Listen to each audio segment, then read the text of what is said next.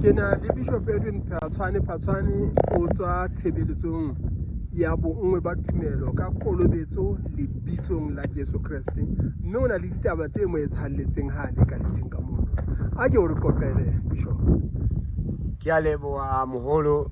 Ditaba tse ngetsahalletseng ha ke le ka metsing pele ke theola ka ga metsi fela ke sentse ke kene ka ga metsi, ke bona ho tla sebaka sa sehahabi sa noa ena e bitswang Lakabane e fofa hodimo.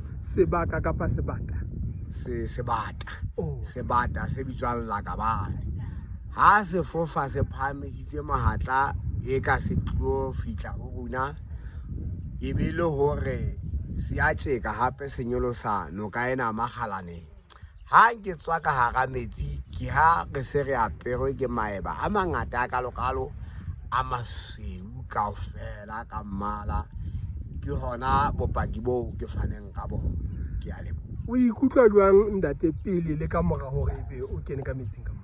Ntate ke ikutlwa ke thabile hobaneng ke ne ke le letswalong la hore ka ke tshwere ke sefuba ka nako nngwe ke tlo baka serame jwale ka ha re tuile ho bata le maseru pula ntse fafatsa re tloa ka ga maseru.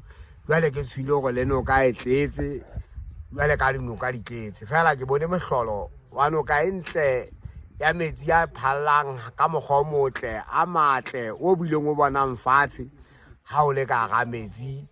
Fela dinoka tse kgolo tse ngata hona jwale di lokile metsi ana matsho, empa ena e mmakaditse ona hara pula tse ngata kana ya ba ntle ha kana metsi ana masweu ko go bona fatshe le hlabatho wa le bona. Nna re ka lebella ntate hore o tla ntshetsa pele tshebeletso ye phuthehong tseo di okametseng hantle haholo ntate, e leng hore jwale ka nkele moetapele mo supatsela o tlamehile ho bonwa le ho yena pele hore na sena sa se rutang batho na le yena wa se phela na.